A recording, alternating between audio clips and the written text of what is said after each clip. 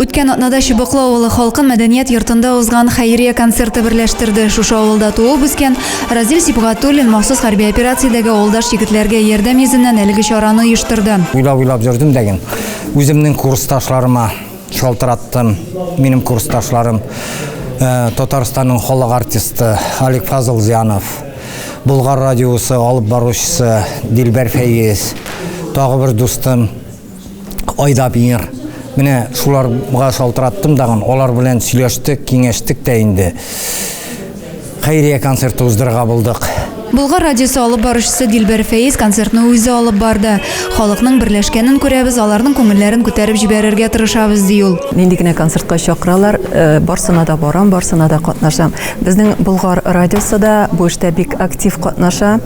Без инде СВОдагы егетләргә анда күчтәнешләр җыябыз, халык белән бергәләшеп, әле менә Мөслим районы егетләр өчен күчтәнешләр җыйдык. Хәзер инде менә Зәйгә килеп җиттек. Татарстанның халык артисты Алик Фазыл Зиянов үзенең ямьле җырларын бүләк итте.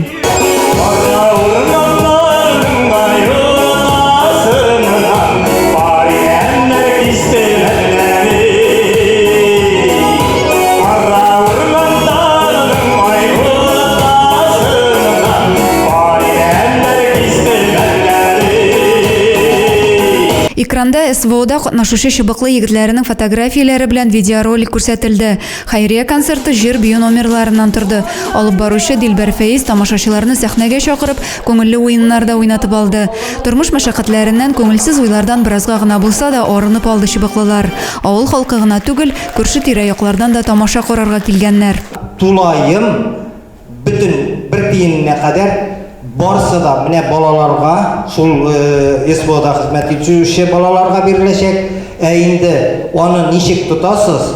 Бер аласызмы, акчалатамы, ниме? Ансын үзегез хәл итәрсез.